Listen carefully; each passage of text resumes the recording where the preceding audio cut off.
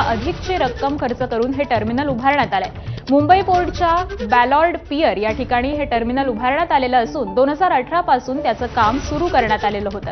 4 लाख चौरस फूट क्षेत्रफळामध्ये हे टर्मिनल उभारण्यात आलेलं असल्यामुळे एकाच वेळी 2 मोठ्या क्रूझ जहाजांचं व्यवस्थापन करता येणं शक्य होणार आहे। आंतरराष्ट्रीय प्रवाशांसाठी मुंबईतील क्रूझ टर्मिनल हे आकर्षणाचं केंद्र ठरणार असल्याचंही बोललं जात आहे।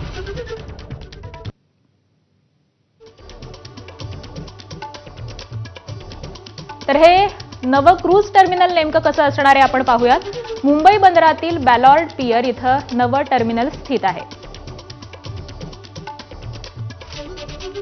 2018 साली या बांधकामाची सुरुवात झाली। सुमारे 4,15,000 चौरस फूट क्षेत्रफळ, दररोज 5 क्रूझची क्षमता असणार आहे। तर एकाच वेळी 2 मोठ्या क्रूझसाठीची देखील सोय आहे। 22 लिफ्ट, 10 एस्केलेटर आणि 300 वाहनांसाठी पार्किंगची सोय आहे। लाटांसारखी छतं आणि ज्यामुळे प्रवाशांना समुद्राची अनुभूती येणार आहे।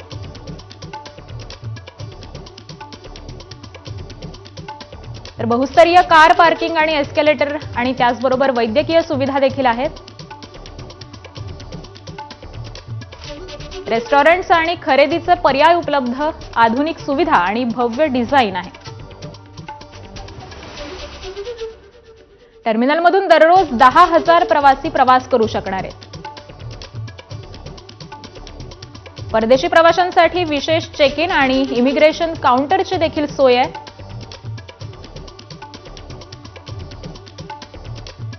अशा पद्धतीनं हे नवं क्रूझ टर्मिनल स्थित झालेलं आहे आणि अगदी काहीच वेळामध्ये मोदींच्या हस्ते ऑनलाईन पद्धतीनं याचं उद्घाटन होईल।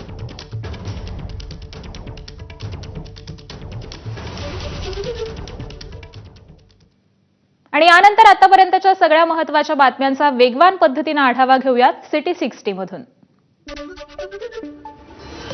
मुंबईतील मोनोरेल सेवा आजपासून